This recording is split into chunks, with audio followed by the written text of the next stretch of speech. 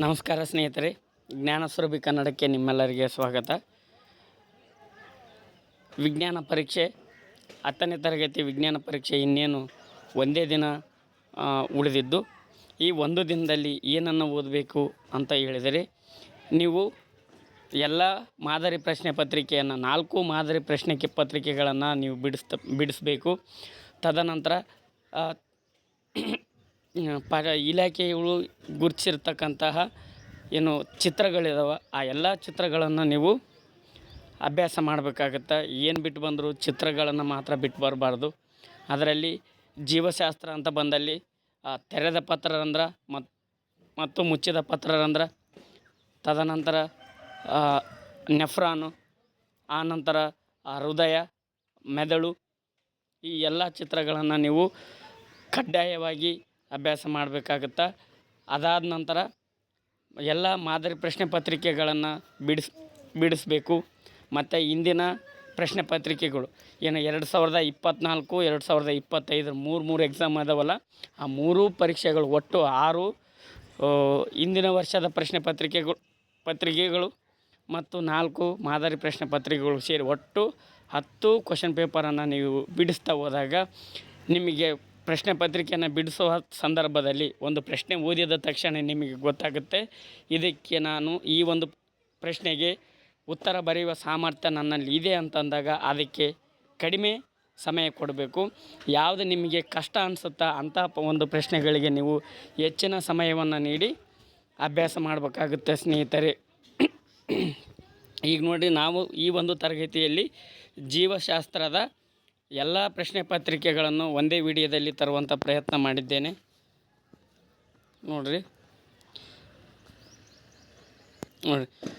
ಜೀವಕೋಶದಲ್ಲಿ ಪ್ರೋಟೀನ್ಗಳ ತಯಾರಿಕೆಗೆ ಮಾಹಿತಿಯ ಮೂಲವು ಅಂತ ಐತಿ. ಉತ್ತರ DNA. ರಕ್ತದಲ್ಲಿನ ಸಕ್ಕರೆಯ ಮಟ್ಟ ಹೆಚ್ಚಾಗುವುದು ಇನ್ಸುಲಿನ್ ಹಾರ್ಮೋನ್ನ ಕಡಿಮೆ ಸ್ರವಿಕೆ. ಕುತ್ತಿಗೆಯು ಊದಿಕೊಳ್ಳುವುದು ಥೈರಾಕ್ಸಿನ್ ಹಾರ್ಮೋನ್ನ ಕಡಿಮೆ ಸ್ರವಿಕೆ. ಸ್ಪೈರೋಗೈರದಲ್ಲಿ ಕಂಡುಬರುವ ಅಲೈಂಗಿಕ ಸಂತಾನೋತ್ಪತ್ತಿಯ ವಿಧ. ಸ್ಪೈರೋಗೈರ ಅಂತ ಬಂದಾಗ ನಿಮಗೆ ತುಂಡರಿಕೆ ಕಂಡುಬರುತ್ತದೆ. ಓಝೋನ್ ಪದರದ ಕಾರ್ಯವೇನಂತ ಕೇಳಿದರೆ, ಸೂರ್ಯನಿಂದ ಬರುವ ನೇರಳಾತೀತ ವಿಕಿರಣಗಳಿಂದ ಭೂಮಿಯ ಮೇಲ್ಮೈಯನ್ನು ರಕ್ಷಿಸುತ್ತದೆ. ನರಕೋಶ ಅಥವಾ ನ್ಯೂರಾನ್ ಎಂದರೇನು ಅಂತ ಐತಿ. ನರವ್ಯೂಹದ ರಚನಾತ್ಮಕ ಮತ್ತು ಕಾರ್ಯಾತ್ಮಕ ಘಟಕವನ್ನು ನರಕೋಶ ಅಂತೇಳಿ ಕರಿತೀವಿ. ದ್ಯುತಿ ಸಂಶ್ಲೇಷಣೆಯಲ್ಲಿ ಜರುಗುವ ಘಟನೆಗಳನ್ನು ಕೆಳಗೆ ನೀಡಲಾಗಿದೆ. ಈ ಘಟನೆಗಳನ್ನು ಸರಿಯಾದ ಕ್ರಮದಲ್ಲಿ ವ್ಯವಸ್ಥಿತಗೊಳಿಸಿ ಬರೆಯಿರಿ ಅಂತ ಕೇಳಿದರೆ, ನೋಡಿರಿ, ಫಸ್ಟು ಕ್ಲೋರೋಫಿಲ್ನಿಂದ ಬೆಳಕಿನ ಶಕ್ತಿ ಹೀರುವಿಕೆ ಆಗುತ್ತೆ. ಆನಂತರ ಬೆಳಕಿನ ಶಕ್ತಿಯು ರಾಸಾಯನಿಕ ಶಕ್ತಿಯಾಗಿ ಪರಿವರ್ತನೆಯಾಗುವುದು.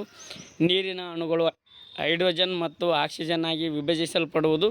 ಕಾರ್ಬನ್ ಡೈಆಕ್ಸೈಡ್ ಕಾರ್ಬೋಹೈಡ್ರೇಟ್ ಆಗಿ ಪರಿವರ್ತಿಸುವುದು. ಇದು ಸರಿಯಾದ ಕ್ರಮವಾಗಿದೆ. 31ನೇ ಪ್ರಶ್ನೆ, ಒಂದು ಆಧಾರದ ಸುತ್ತ ಬಳ್ಳಿ ಸಸ್ಯಗಳ ಕುಡಿಗಳ ಬೆಳವಣಿಗೆಯನ್ನು ಆಕ್ಸಿನ್ ಹೇಗೆ ಉತ್ತೇಜಿಸುತ್ತದೆ? ಅಡ್ರಿನಲಿನ್ ರಕ್ತದಲ್ಲಿ ಸ್ರವಿಕೆಯಾದಾಗ ನಮ್ಮ ದೇಹವು ಹೇಗೆ ಪ್ರತಿಕ್ರಿಯಿಸುತ್ತದೆ ಅಂತೇಳಿದೆ. ಬಳ್ಳಿಯ ಕುಡಿಗಳು ಆಧಾರದ ಸಂಪರ್ಕಕ್ಕೆ ಬಂದಾಗ ಆಕ್ಸಿನ್ಗಳು ಆಧಾರದಿಂದ ದೂರದಲ್ಲಿರುವ ಕುಡಿಯ ಭಾಗಕ್ಕೆ ಹೆಚ್ಚು ವಿಸ್ತರಣೆಗೊಳ್ಳುತ್ತವೆ. ಇದರಿಂದಾಗಿ ಆಧಾರ ಕಡೆಗಿರುವ ಕುಡಿಯ ಭಾಗಕ್ಕಿಂತ ದೂರವಿರುವ ಕುಡಿಯ ಭಾಗವು ವೇಗವಾಗಿ ಬೆಳೆದು ಆಧಾರದ ಸುತ್ತ ವೃತ್ತಾಕಾರದಲ್ಲಿ ಅಂಟಿಕೊಳ್ಳುತ್ತವೆ. ಹೃದಯದ ಬಡಿತದ ವೇಗವು ಹೆಚ್ಚಾಗುತ್ತದೆ ಮತ್ತು ಸ್ನಾಯುಗಳಿಗೆ ಹೆಚ್ಚು ಆಕ್ಸಿಜನ್ ಪೂರೈಕೆಯಾಗುತ್ತದೆ. ಜೀರ್ಣಾಂಗ ವ್ಯೂಹ ಮತ್ತು ಚರ್ಮದಲ್ಲಿನ ಸಣ್ಣ ಅಪಧಮನಿಗಳ ಸುತ್ತ ಇರುವ ಸ್ನಾಯುಗಳು ಸಂಕುಚನೆಯಿಂದ ಈ ಅಂಗಗಳಿಗೆ ಹರಿಯುವ ರಕ್ತವು ಕಡಿಮೆಯಾಗುತ್ತದೆ. ಇದು ನಮ್ಮ ಅಸ್ಥಿಪಂಜರದ ಸ್ನಾಯುಗಳಿಗೆ ರಕ್ತದ ಹರಿಯುವಿಕೆಯನ್ನು ತಿರುಗಿಸುತ್ತದೆ. ಪಕ್ಕೆಲುಬು ಸ್ನಾಯುಗಳು ಮತ್ತು ವಪೆಯ ಸಂಕುಚನಗಳಿಂದ ಉಸಿರಾಟದ ಗತಿಯು ಕೂಡ ಹೆಚ್ಚಾಗುತ್ತದೆ. ಹಾವು, ಕಪ್ಪೆ, ಹುಲ್ಲು ಮತ್ತು ಮಿಡತೆ ಈ ಜೀವಿಗಳನ್ನು ಬಳಸಿಕೊಂಡು ಒಂದು ಆಹಾರ ಸರಪಳಿಯನ್ನು ರಚಿಸಿ, ಈ ಆಹಾರ ಸರಪಳಿಯಲ್ಲಿ ಹಾನಿಕಾರಕ ರಾಸಾಯನಿಕ ಸಂಗ್ರಹವು ಯಾವ ಜೀವಿಯಲ್ಲಿ ಹೆಚ್ಚಾಗಿರುತ್ತದೆ ಅಂತ ಕೇಳಿದರೆ ಹುಲ್ಲು, ಮಿಡತೆ, ಕಪ್ಪೆ, ಹಾವು. ಇದು ಆಹಾರ ಸರಪಳಿ. ಯಾವುದರಲ್ಲಿ ಹೆಚ್ಚು ಹಾನಿಕಾರಕ ಇರ್ತಾವೆ ಅಂತಂದ್ರೆ ಹಾವಿನಲ್ಲಿ ಹೆಚ್ಚು ಹಾನಿಕಾರಕ ಇರುತ್ತೆ. ಶಲಕಾಗ್ರದ ಮೇಲೆ ಪರಾಗದ ಮಳಿಕೆಯನ್ನು ತೋರಿಸುವ ಚಿತ್ರ ನೋಡಿರಿ, ಈ ರೀತಿಯಾಗಿದೆ. ಕಡ್ಡಾಯವಾಗಿ ನೀವು ಅಭ್ಯಾಸ ಮಾಡಬೇಕು. ಮಾನವನ ಜೀರ್ಣನಾಳದಲ್ಲಿ ಕಿಣ್ವಗಳ ಪಾತ್ರವೇನು? ಟ್ರಿಪ್ಸಿನ್ನು, ಅಮಲೇಸು, ಲೈಪೇಸ್ ಕೇಳಿದ್ರೆ ಟ್ರಿಪ್ಸಿನ್ ಆಹಾರದಲ್ಲಿರುವ ಪ್ರೋಟೀನನ್ನು ಜೀರ್ಣಿಸುತ್ತದೆ. ಅಮಲೇಸ್ ಪಿಷ್ಟ ಎಂಬ ಸಂಕೀರ್ಣ ಅಣುಗಳನ್ನು ವಿಭಜಿಸಿ ಸಕ್ಕರೆಯನ್ನು ಬಿಡುಗಡೆ ಮಾಡುತ್ತದೆ. ಲೈಪೇಸ್ ಎಮಲ್ಸೀಕರಣಗೊಂಡ ಕೊಬ್ಬುಗಳನ್ನು ವಿಭಜಿಸುತ್ತದೆ. ಲೈಂಗಿಕ ರೀತಿಯ ಸಂತಾನೋತ್ಪತ್ತಿ ಹೆಚ್ಚು ಭಿನ್ನತೆಗಳನ್ನು ಉಂಟು ಮಾಡುತ್ತದೆ. ಸ್ತ್ರೀ ಗರ್ಭಾಶಯದಲ್ಲಿ ಭ್ರೂಣದ ಬೆಳವಣಿಗೆಗೆ ಜರಾಯುವಿನ ಪಾತ್ರದ ಮಹತ್ವದ್ದಾಗಿದೆ. ಸ್ತ್ರೀಯರಲ್ಲಿ ಋತುಚಕ್ರವು ಹೇಗೆ ಉಂಟಾಗುತ್ತದೆ? ಮಾನವರ ಪುರುಷ ಸಂತಾನೋತ್ಪತ್ತಿ ವ್ಯೂಹದಲ್ಲಿ ವೃಷಣಗಳು ಕಿಬ್ಬೊಟ್ಟೆಯ ಹೊರಗೆ ವೃಷಣಚೀಲದಲ್ಲಿರುತ್ತವೆ. ಏಕೆ? ನೋಡಿ, ಲೈಂಗಿಕ ಸಂತಾನೋತ್ಪತ್ತಿಯಲ್ಲಿ 2 ವಿಭಿನ್ನ ಜೀವಿಗಳ DNA ಅಣುಗಳ ಒಳಗೊಳ್ಳುವಿಕೆ ಇದೆ. ವಂಶವಾಹಿಗಳ ಹೊಸ ಸಂಯೋಜನೆಯಿಂದ ಜೀವಿ ಸಂದಣಿಯ ಪ್ರತಿ ಪೀಳಿಗೆಯಲ್ಲೂ ಭಿನ್ನತೆ ಹೆಚ್ಚಾಗುತ್ತದೆ. ಜರಾಯುವಿನ ಪಾತ್ರ ಐತಿ, ನೀವು ಅಭ್ಯಾಸ ಮಾಡಿರಿ. ನೋಡಿರಿ, ಋತುಚಕ್ರ ಹೇಗೆ ಉಂಟಾಗುತ್ತದೆ ಬಗ್ಗೆ ಐತಿ, ನೀವು ಓದ್ಕೊಳ್ರಿ. ವೀರ್ಯಾಣುಗಳ ಉತ್ಪಾದನೆಗೆ ದೇಹದ ಉಷ್ಣತೆಗಿಂತ ಕಡಿಮೆ ಉಷ್ಣತೆ ಅವಶ್ಯಕತೆ ಇದೆ. ನೋಡಿರಿ, ಮಾನವನ ಮೆದುಳಿನ ರಚನೆಯ ಚಿತ್ರ ಕಡ್ಡಾಯವಾಗಿ ಬರ್ತಿದೆ. ಮತ್ತು ನಿಮಗೆ ದ್ವಿತಳೀಕರಣದ ಮೇಲೆ ಚಕ್ಕರ್ ಬೋರ್ಡ್ ಕೇಳಿದರೆ, ದ್ವಿತಳೀಕರಣದ ಮೇಲೆ ಚಕ್ಕರ್ ಬೋರ್ಡ್ ನಿಮಗೆ ಈ ವರ್ಷದಲ್ಲಿ ಏಕತಳೀಕರಣದ ಚಕ್ಕರ್ ಬೋರ್ಡ್ ವೆರಿ ಇಂಪಾರ್ಟೆಂಟ್ ಆಗುತ್ತೆ. ಏಕತಳೀಕರಣದ ಚಕ್ಕರ್ ಬೋರ್ಡನ್ನು ಎಲ್ಲರೂ ಸಹಿತ ಅಭ್ಯಾಸ ಮಾಡಿ. ಅದರ ಜೊತೆಗೆ ಮಾನವನ ಸಂತಾನೋತ್ಪತ್ತಿಯಲ್ಲಿ ಲಿಂಗ ನಿರ್ಧರಣೆಯಲ್ಲಿ ತಂದೆಯ ಪಾತ್ರ ಮಹತ್ವದ್ದಾಗಿದೆ. ಅದನ್ನು ಸಹಿತ ನೀವು ಕೇಳಿದರೆ ಅದನ್ನು ಸಹಿತ ನೀವು ಅಭ್ಯಾಸ ಮಾಡಬೇಕಾಗುತ್ತದೆ. ಈ ರೀತಿ ನೀವು ಡೈಗ್ರಾಮ್ ಹಾಕಿದರೆ 3 ಅಂಕಗಳು ದೊರೆಯುವ ಸಂಭವ ಇರುತ್ತದೆ.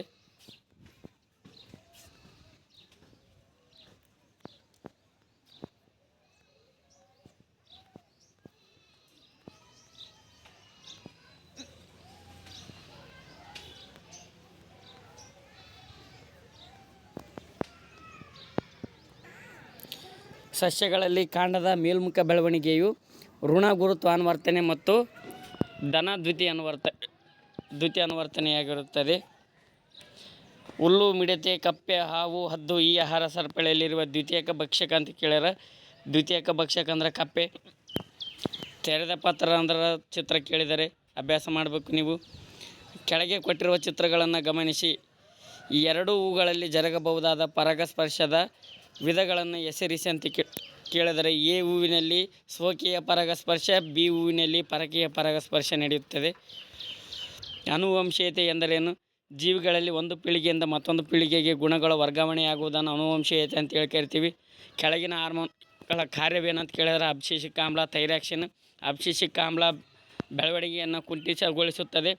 ಥೈರಾಕ್ಸಿನ್ ಕೊಬ್ಬು, ಕಾರ್ಬೋಹೈಡ್ರೇಟ್ ಮತ್ತು ಪ್ರೋಟೀನ್ಗಳ ಚಯಾಪಚಯ ಕ್ರಿಯೆಯನ್ನು ನಿಯಂತ್ರಿಸುತ್ತದೆ. ಕಾಯಜ ರೀತಿಯ ಸಂತಾನೋತ್ಪತ್ತಿಯು ಕೃಷಿ ಕ್ಷೇತ್ರಕ್ಕೆ ಅತ್ಯಂತ ಹೆಚ್ಚು ಅನುಕೂಲಕರವಾಗಿದೆ. ಈ ಹೇಳಿಕೆಯನ್ನು ಸಮರ್ಥಿಸಿ ಅಂತ ಐತಿ. ಇದಕ್ಕೆ ಉತ್ತರ ಈ ರೀತಿಯಾಗಿದೆ. ನೀವು ಕಾಯಜ ಸಂತಾನೋತ್ಪತ್ತಿ ಅನುಕೂಲಗಳನ್ನು ಬರೆದರೆ ಇದಕ್ಕೆ ಸರಿಯಾದ ಉತ್ತರವಾಗುತ್ತದೆ. ಜೈವಿಕ ವಿಘಟನೆಯಾಗುವ ಮತ್ತು ಜೈವಿಕ ವಿಘಟನೆಯಾಗದ ವಸ್ತುಗಳಿಗೂ ವ್ಯತ್ಯಾಸಗಳು ಕೇಳಿದರೆ ವ್ಯತ್ಯಾಸಗಳು ನೋಡಿರಿ ಈ ರೀತಿಯಾಗದವ. ನೀವು ಅಭ್ಯಾಸ ಮಾಡಿರಿ.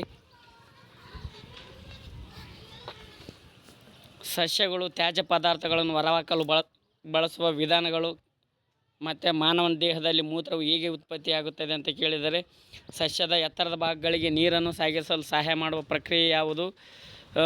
ಮಾನವನ ಜೀರ್ಣನಾಳದಲ್ಲಿ ಜಠರ ರಸ ಮತ್ತು ಕರುಳಿನ ರಸದ ಕಾರ್ಯಗಳನ್ನು ಬರೀರಿ ಅಂತ ಕೇಳಿದರೆ, ನೋಡಿರಿ, ಸಸ್ಯಗಳ ತ್ಯಾಜ್ಯ ವಿಸರ್ಜನೆ ಈ ರೀತಿಯಾಗಿ 4 ವಿಧಾನಗಳದಾವ. ಯಾವುದಾದ್ರೂ 2 ಬರಿಬೇಕು. ಈಗ ನೋಡಿರಿ, ಮೂತ್ರ ಹೇಗೆ ಉಂಟಾಗುತ್ತದೆ ಅಂತ ಐತಿ. ಮತ್ತು ನೀರು ಹೇಗೆ ಸಾಗಿಸುತ್ತದೆ ಅಂತೇಳಿ ಐತಿ. ಎಲ್ಲ ನೀವು ಓದಿಕೊಳ್ಳ್ರಿ. ನೋಡಿರಿ, ಏಕತಳೀಕರಣದ ಚಕ್ಕರ್ ಬೋರ್ಡ್ ಕೇಳಿದರೆ ಏಕತಳೀಕರಣದ ಚಕ್ಕರ್ ಬೋರ್ಡ್ ನೀವೆಲ್ಲರೂ ಸಹಿತ ಕಡ್ಡಾಯವಾಗಿ ಅಭ್ಯಾಸ ಮಾಡಬೇಕು. ಮತ್ತು ವ್ಯಕ್ತ ಅನುಪಾತ ಮತ್ತು ಜೀನ್ ಅನುಪಾತವನ್ನು ಬರೀಬೇಕಾಗುತ್ತದೆ. ನೋಡಿರಿ, ಯುಗ್ಮಜವು ತಂದೆಯಿಂದ ವೈವರ್ಣತಂತುವನ್ನು ಪಡೆದುಕೊಂಡಿದೆ. ಆಗ ಆ ಮಗುವಿನ ಗಂಡು ಮಗುವಾಗುತ್ತದೆ ಅಂತೇನೈತಿ. ಅದು ಮಗುವಿನ ಲಿಂಗ ನಿರ್ಧರಣೆ ನೀವು ಬರಿಬೇಕಾಗುತ್ತದೆ. DNA ಸ್ವಪ್ರತೀಕರಣ ಎಂದರೇನು? ಲೈಂಗಿಕ ರೀತಿಯ ಸಂತಾನೋತ್ಪತ್ತಿಯಲ್ಲಿ ವರ್ಣತಂತುಗಳ ಸಂಖ್ಯೆಯು ಹೇಗೆ ಮರು ಹೊಂದಾಣಿಕೆಯಾಗುತ್ತದೆ ಅಂತ ಕೇಳಿದರೆ. ಮತ್ತು ಜರಾಯು ಎಂದರೇನು? ಅದರ ಕಾರ್ಯವೇನು? ಮಾನವನ ದೇಹದಲ್ಲಿ ವೃಷಣಗಳು ಕಿಬ್ಬಟಿಯ ಹೊರಗೆ ವೃಷಣಚೀಲದಲ್ಲಿ ಇರುತ್ತವೆ ಏಕೆ? ತುಂಬ ಇಂಪಾರ್ಟೆಂಟ್ ಪ್ರಶ್ನೆಗಳು. ಉತ್ತರ ಈ ರೀತಿಯಾಗಿದೆ, ನೀವು ಅಭ್ಯಾಸ ಮಾಡಿರಿ.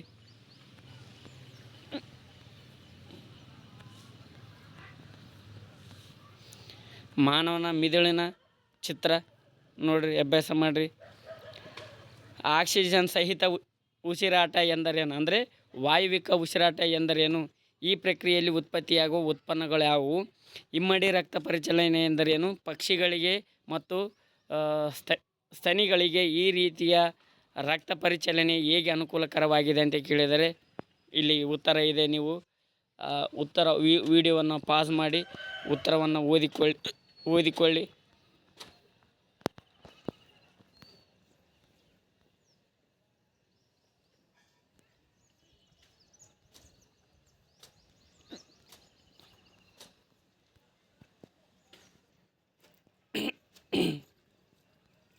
ನೋಡಿ, ವೀರ್ಯಾಣುಗಳನ್ನು ಉತ್ಪತ್ತಿ ಮಾಡುವ ಗಂಡು ಸಂತಾನೋತ್ಪತ್ತಿ ವಿವಿಧ ಭಾಗ ಅಂತ ಕೇಳಿದರೆ ವೃಷಣ.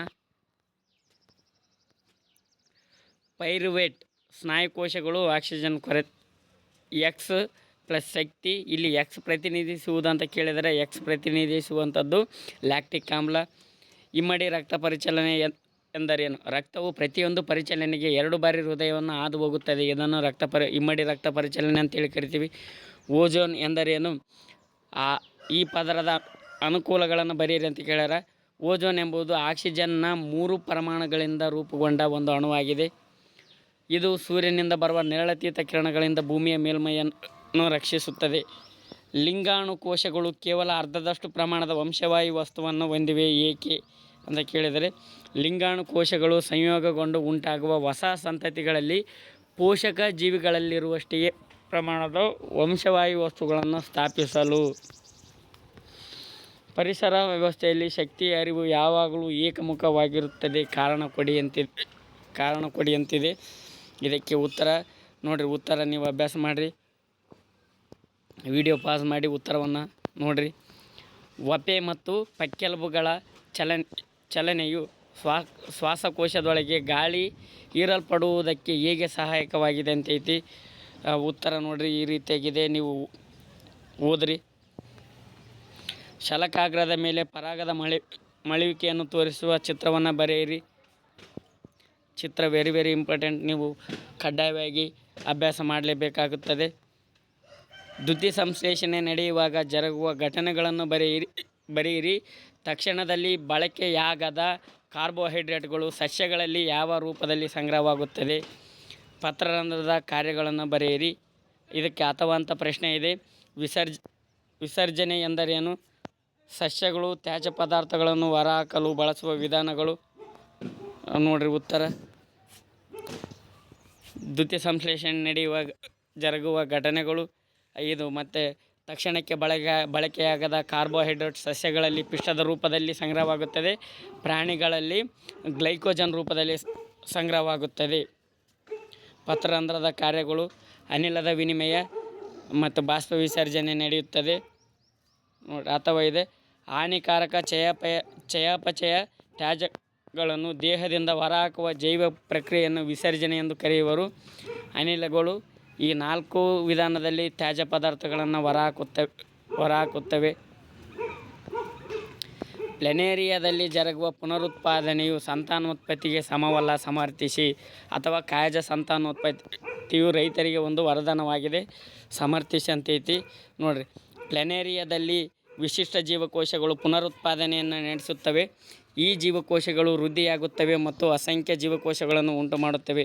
ಈ ಜೀವಕೋಶಗಳ ಸಮೂಹದಿಂದ ಭಿನ್ನ ಜೀವಕೋಶಗಳು ಬದಲಾವಣೆಗೆ ಒಳಗಾಗಿ ಅನೇಕ ವಿಧದ ಜೀವಕೋಶ ಮತ್ತು ಅಂಗಾಂಶಗಳಾಗುತ್ತವೆ. ಈ ಬದಲಾವಣೆಗಳು ಒಂದು ಸಂಘಟಿತ ಅನುಕ್ರಮದಲ್ಲಿ ನಡೆಯುತ್ತವೆ. ಇದನ್ನು ಅಭಿವರ್ಧನೆ ಎನ್ನುವರು.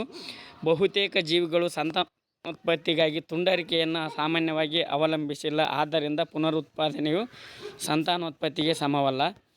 ಕಾಯಜ ರೀತಿಯ ಸಂತಾನೋತ್ಪತ್ತಿ ರೈತರಿಗೆ ಹೇಗೆ ವರದಾನವಾಗಿದೆ ಎಂದರೆ, ಕಾಯಜ ಸಂತಾನೋತ್ಪತ್ತಿಯಿಂದ ಬೆಳೆಸಿದ ಸಸ್ಯಗಳು ಬೀಜಗಳಿಂದ ಬೆಳೆಸಿದ ಸಸ್ಯಗಳಿಗಿಂತ ಮುಂಚಿತವಾಗಿ ಹೂಗಳನ್ನು ಮತ್ತು ಹಣ್ಣುಗಳನ್ನು ಬಿಡುತ್ತದೆ. ಕಾಯಜ ಸಂತಾನೋತ್ಪತ್ತಿಯ ಮೇಲಿನ ಲಕ್ಷಣಗಳನ್ನು ಲೇಯರಿಂಗ್ ಅಥವಾ ಕಸಿ ಮಾಡುವಿಕೆಯಲ್ಲಿ ಬಳಸುತ್ತಾರೆ.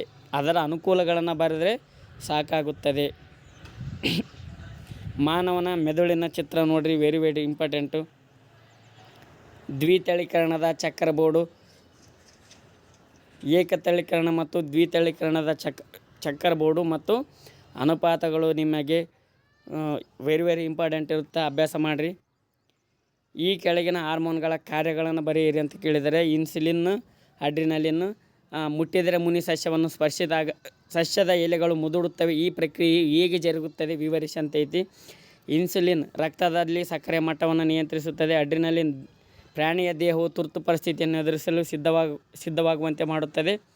ಇದು ಉತ್ತರ ಐತಿ. ನೀವು ಅಭ್ಯಾಸ ಮಾಡಿರಿ. ಧನ್ಯವಾದಗಳು.